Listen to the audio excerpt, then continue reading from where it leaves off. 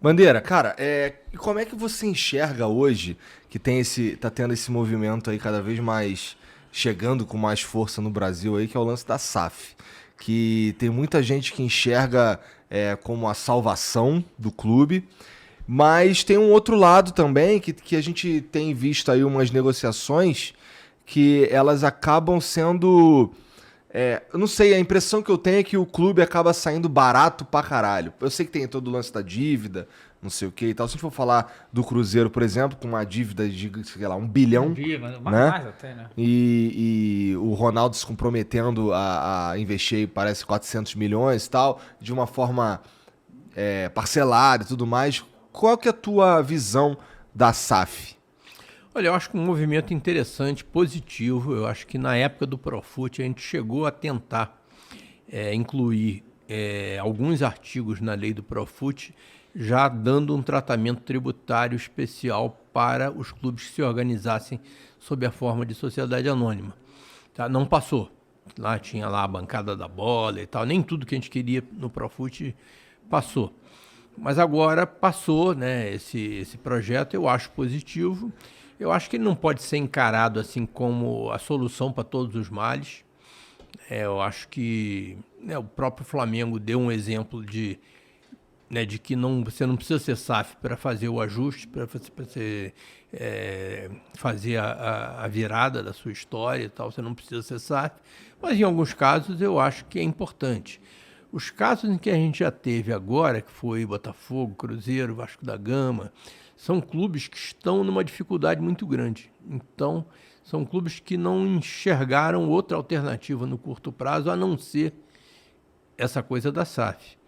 Pode ser, né, bem possível que seja um bom negócio. Amanhã venha a ser considerado um bom negócio. Agora, eu acho muito cedo ainda, né, nós não temos dados suficientes para dizer que o Botafogo poderia ter sido negociado por um valor maior ou por um valor menor. Eu acho que isso tudo a gente vai ter que esperar algum tempo para analisar e ver como é que isso fica, ver exatamente quais são os objetivos desses empresários, né, se eles vão ficar, né, se eles vieram para casar ou só para namorar e depois ir embora, né? Então, isso tudo a gente vai ver, mas eu compreendo perfeitamente que o torcedor do Cruzeiro estava numa situação desesperada. Né? Acho que ainda está. Tá. Né? O Vasco e o Botafogo também. Agora, tem outros clubes que podem se organizar como SAF, não para escapar da ruína. Né? Eles podem se organizar para tentar dar um salto. E até nós falamos aqui do Atlético Paranaense. O Atlético Paranaense é um clube que lá atrás, já o Petralha já falava nisso, que ele defendia o clube empresa porque ele já tinha chegado no limite dele, né? O Atlético Paranaense já tinha crescido tudo que ele Que dava pro podia, tamanho, né? pro tamanho que ele tinha antes. Né? Então ele imaginava um parceiro externo e tal, que ele pudesse chegar para competir com o Flamengo, com o Corinthians, e assim outros clubes, né? Clubes que têm torcidas médias. Amanhã, se conseguem um parceiro externo, poderoso, eles podem, vamos dizer, subir de patamar. Você acha que dá pro Flamengo subir de patamar com uma SAF, cara? Olha, no momento eu acho que a gente não precisa se preocupar com isso. Tá? O Flamengo acho que ainda pode crescer muito, né, sob a forma de clube associativo. Eu acho que bem mais na frente, se outros clubes se transformarem em SAFs e ameaçarem o Flamengo, pode ser até que a gente precise pensar nisso mais na frente. No momento, né, eu ficaria como estou, mas eu acho que é uma coisa positiva. Alguns clubes estão partindo para isso, né, de maneira estruturada. Eu acho que é uma forma dos clubes poderem subir de patamar.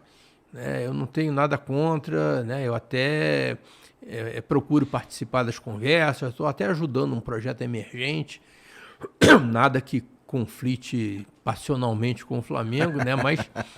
Mas eu acho que é um movimento interessante. Mas, sim. pô, você acabou de falar aí que você manteria o Flamengo do mesmo jeito e tal.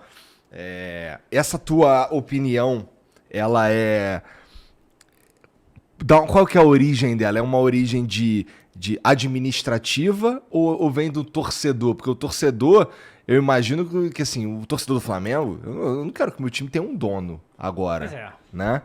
Eu não sei se eu ficaria feliz de ter um gringo que é dono do Flamengo. Porra, o Flamengo é meu, caralho. Da Entendeu? torcida, né? Então, mas é isso que te motiva a dizer isso daí? Ou Não, é... as duas coisas, né? Isso, né? Você não sabe ainda exatamente, né? Você pode até imaginar que no futuro o Flamengo pode ser uma sociedade anônima de capital pulverizado, que ele não teria um dono. Eu, você, né? Ele, todos nós seríamos, né?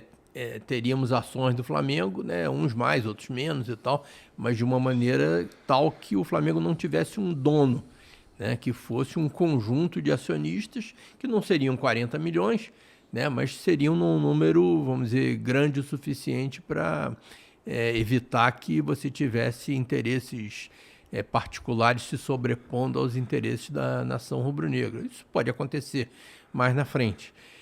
Agora, o que eu acho é que como isso tudo está começando ainda, né, e o Flamengo já provou que ele pode sobreviver, pode crescer, pode ser muito forte, muito poderoso, sem ser uma sociedade empresária, então não tem por que a gente ter pressa. Vamos esperar. Eu também acho que a gente não tinha que ter pressa nenhuma, inclusive. Né? Lá na Alemanha, eu acho que talvez o Flamengo, isso bem lá pra frente, talvez tenha um modelo do Bayern, porque lá na Alemanha eu acho que por lei não é permitido vender metade do clube. Acho que só pode vender 40, né, uma coisa assim, né? E aí, mas as empresas que investem no Bayern, tipo Audi, tá ligado? Assim.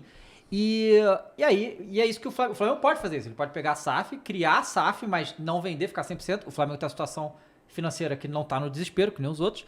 Pode ir vendendo partes e vai gerar investimentos bilionários fazendo isso, né? Eu acredito que mais pra frente talvez seja o caminho do Flamengo, né? Não mesmo vendendo só 49%, o acionista minoritário ele tem que ser respeitado. Sim. Embora nem todo mundo tenha o hábito de respeitar acionista minoritário, né, no Brasil, mas o acionista minoritário tem que ser respeitado. Claro. Então, se você tem um acionista que tem 20%, 30% do clube, né, você tem que pagar dividendos a ele, você tem que remunerar esse capital. E nem sempre você vai conseguir um acionista que queira simplesmente projetar sua imagem, né? Feito, né, o Qatar, né? Feito, né, os acionistas lá do Manchester City, dos Emirados. Então, você tem que estar preparado para tudo isso. Né? Não tem por que a gente ter no momento. A gente ter pressa. Sim. Tá? Tem muita coisa, né, que você pode antes disso ainda, até trazer como exemplo desses países em que o futebol, vamos dizer, está mais desenvolvido. Você citou aí a Alemanha, né? A Alemanha, por exemplo, a partir desse ano, ele vai montar uma norma dentro, a Bundesliga vai estabelecer uma norma que, por enquanto, vai ser um projeto piloto, mas a partir da temporada 23-24 vai ser obrigatório, que os clubes vão ter que ter parâmetros de sustentabilidade para poder disputar o campeonato. Então, né, não basta tudo aquilo que a gente fez no Flamengo, né, de pagar em dia, né, de respeitar fornecedor e tudo, que é tido como uma coisa muito inovadora. Né? Na realidade, se você pensar bem, é obrigação de qualquer empresa, né? Só que os outros não cumprem. Né? Mas lá na Alemanha, e acredito que em outros países também, isso daí já está sendo ultrapassado. Você tem que demonstrar que você tem responsabilidade social, que você tem responsabilidade ambiental, que você pratica uma governança adequada, né? É o chamado ESG, né? Que é uma sigla que quer dizer meio ambiente, né? Social e governança, em inglês. Mas na Alemanha, a partir da temporada 23-24, a sustentabilidade vai ser obrigatória. Se você não tiver padrões mínimos de sustentabilidade, você não disputa o campeonato. Ele vai dizer, não, mas é o Bayern de Munique. Não quero saber. Né? Tem que ter, senão não disputa. Tá certo.